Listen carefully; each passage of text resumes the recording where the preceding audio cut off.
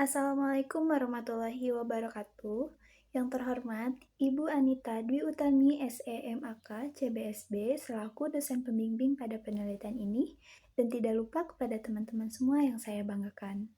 Sebelumnya, perkenalkan nama saya Cindy Devianti, NPM 23033 022 1001, Program Studi Akuntansi, Fakultas Ekonomi dan Bisnis Universitas 11 April.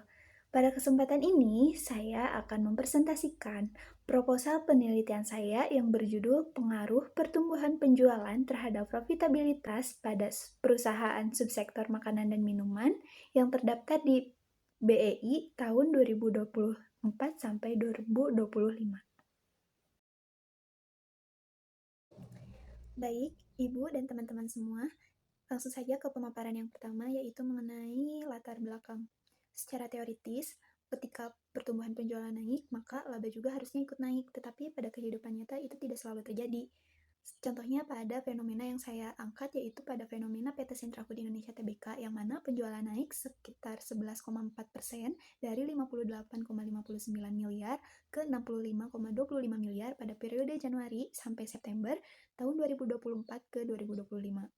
Tetapi perusahaan ini justru masih merugi 16,16 miliar akibatnya itu dari operasional yang tinggi dan liabilitas yang terus membengkak. Dapat dilihat pada gambar diagram di bawah ini yang perbandingan target pertumbuhan penjualan yang mana pada tahun 2025 itu sekitar 95,260 miliar, tetapi terrealisasi pada tahun 2026 itu sekitar 119 miliar. Nah, di pinggirnya lagi ada gambar diagram profitabilitas PT Sentra Food Indonesia Tbk, yang mana GPM-nya itu 11,71% itu tahun 2024, yang 2025-nya 13,85%. Lalu ada OPM-nya pada tahun 2024 itu minus 30,11%, lalu pada tahun 2025 minus 24,18%, lalu NPM-nya minus 29,58%, lalu tahun 2025-nya minus 24,77%, dan ROA-nya itu pada tahun 2024 tidak diketahui, sedangkan di 2025 ROA-nya minus 34,05%.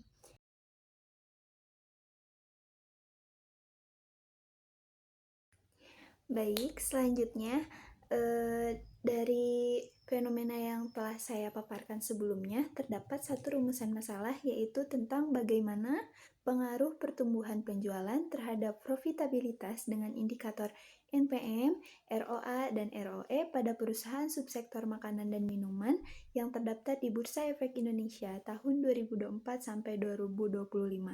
Adapun tujuan penelitiannya yaitu untuk mengetahui dan menganalisis pengaruh pertumbuhan penjualan terhadap profitabilitas dengan indikator NPM, ROA, dan ROE. Selanjutnya, pemaparan dari bab 2, yaitu tentang landasan teoritis. Yang pertama itu ada grand theory. Saya mengambil signaling theory, alasannya karena penelitian saya ini berhubungan dengan investor, yang mana menurut Brigham dan Huston tahun 2019 menjelaskan bahwa manajemen menyampaikan informasi kepada investor untuk mengurangi ketidaksetaraan informasi. Pertumbuhan penjualan yang konsisten menjadi sinyal positif bagi investor bahwa perusahaan memiliki pangsa pasar yang kuat dan prospek profitabilitas yang menjanjikan. Lalu ada middle theory, saya mengambil dari laporan keuangan, itu karena penelitian ini adalah laporan keuangan yang menjadi sumber data utama untuk mengukur pertumbuhan penjualan dan profitabilitas. Laporan keuangan terdiri dari neraca, laporan laba rugi, laporan perubahan ekuitas, laporan arus kas, dan catatan atas laporan keuangan. Ini saya mengutip dari VSAK nomor 1 IAI tahun 2022. Lalu selanjutnya ada apply teori pertumbuhan penjualan. Pertumbuhan penjualan ini yang mana ketika positif mencerminkan keberhasilan strategi bisnis dan menjadi sinyal kuat bagi investor mengenai daya saing perusahaan. Itu terkutip dari buku Kasmir tahun 2018. Adapun rumus pertumbuhan penjualannya yaitu sales growth sama dengan penjualan T dikurang penjualan T kurang 1 dibagi penjualan T kurang 1 dikali 100%. Selanjutnya ada apply teori tentang profitabilitas. Profitabilitas ini adalah kemampuan perusahaan untuk menghasilkan laba dari seluruh sumber daya yang dimilikinya. Dalam penelitian ini diukur menggunakan 3 indikator. Yang pertama ada NPM dengan rumus laba bersih dibagi penjualan bersih dikali 100%, lalu ada ROA, laba bersih dibagi total aset dikali 100%, lalu ada ROE dengan rumus laba bersih dibagi total ekuitas dikali 100%. Ini terkutip dari buku Kasmir tahun 2018 dan juga Harahap tahun 2018, serta dari jurnal Ligan dan Huston tahun 2019.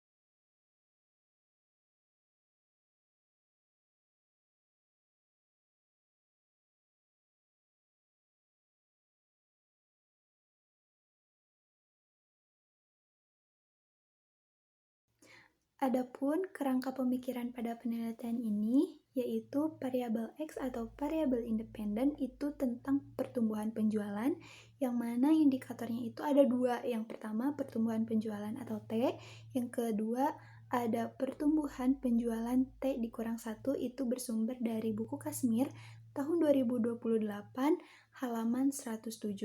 Adapun yang kedua yaitu variabel dependent atau variabel Y tentang profitabilitas, yang mana indikatornya terdapat 3 yaitu NPM, ROA, dan ROE. Sumbernya dari buku Harahap tahun 2018 halaman 305.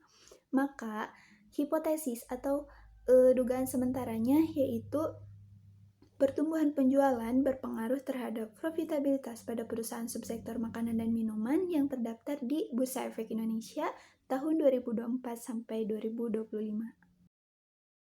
Baik, selanjutnya tentang kajian penelitian terdahulu. Saya menemukan ketidakkonsistenan dalam penelitian terdahulu ini, yang mana Widi dan Sumarnayasa tahun 2021 dan Hasanah Trionowati tahun 2021 ini menemukan bahwa pertumbuhan penjualan berpengaruh positif dan signifikan terhadap profitabilitas. Selanjutnya dikemukakan oleh Setiawati dan Budiono tahun 2020 dan Ariantini dan Suci tahun 2025 menemukan bahwa pertumbuhan penjualan tidak berpengaruh signifikan secara parsial terhadap profitabilitas. Perbedaan ini menjadi memperkuat argensi penelitian saya untuk meneliti apakah profitabilitas dan pertumbuhan penjualan ini berpengaruh positif atau enggak. Nah,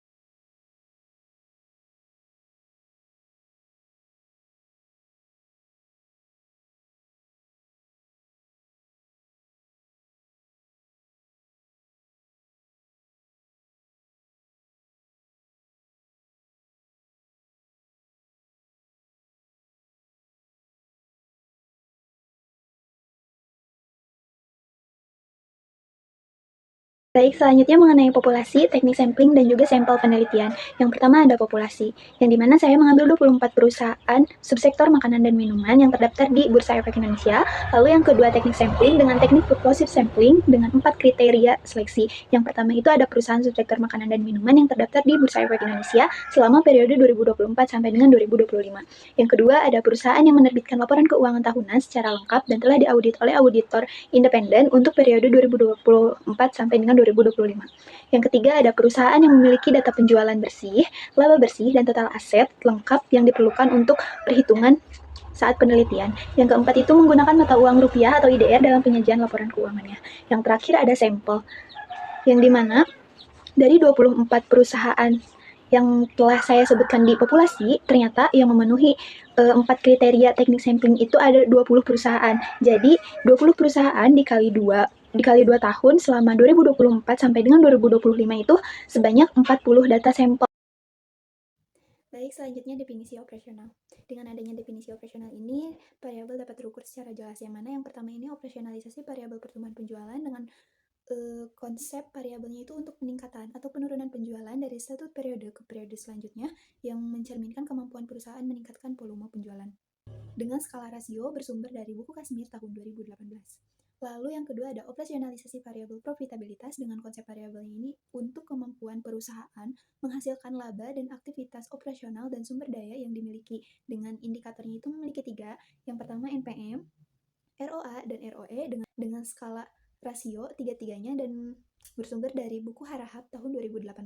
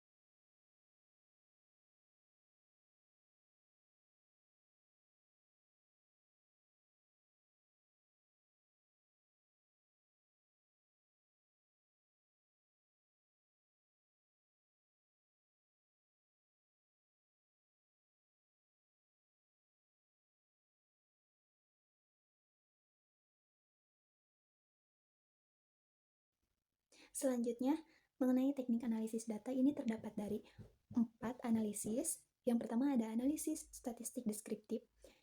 Mengapa saya melakukan statistik deskriptif ini adalah untuk menggambarkan karakteristik dari 40 data pengamatan meliputi nilai minimum, nilai maksimum, dan nilai rata-rata atau mean, dan standar depresiasi.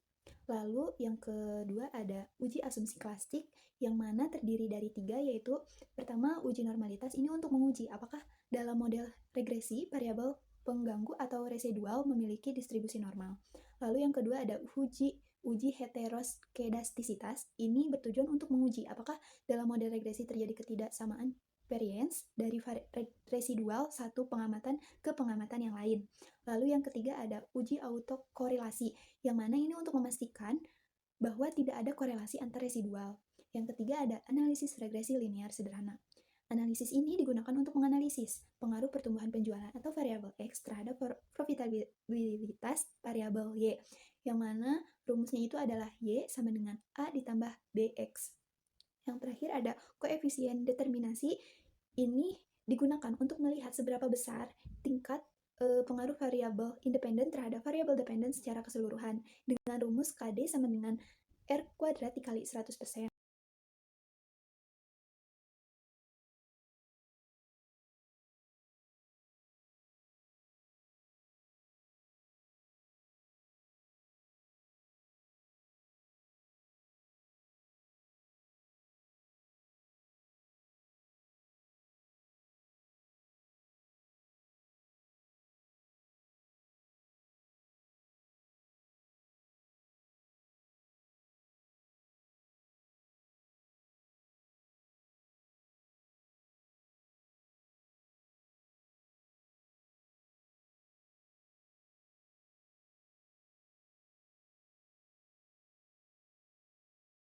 Selanjutnya, rancangan pengujian hipotesis. Saya menggunakan 2 rancangan pengujian hipotesis ini. Yang pertama ada uji T dan uji R.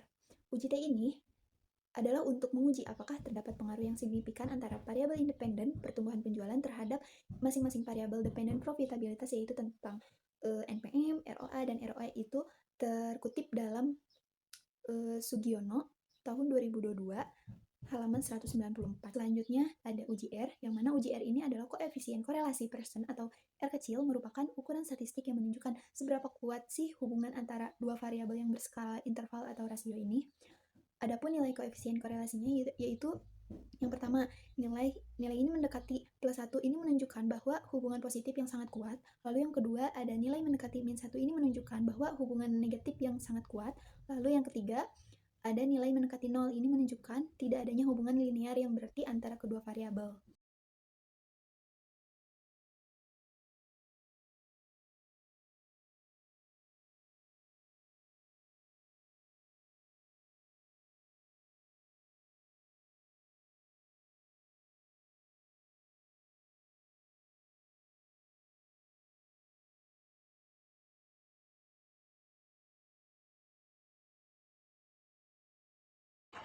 Demikian yang dapat saya sampaikan mengenai proposal penelitian saya. Secara singkat, penelitian ini hadir karena adanya anomali nyata di lapangan, di mana penjualan naik, tapi laba tidak ikut naik, dan penelitian sebelumnya pun belum konsisten dalam menjawabnya, khususnya untuk konteks subsektor makanan dan minuman di periode terkini. Saya berharap penelitian ini dapat memberikan kontribusi nyata baik secara teoritis maupun sebagai bahan pertimbangan bagi manajemen perusahaan dan investor. Atas segala perhatian dan masukan dari Ibu Anita Dwi Utami, SEMAK, CBSB, selaku dosen pembimbing dalam proposal penelitian ini, saya ucapkan terima kasih.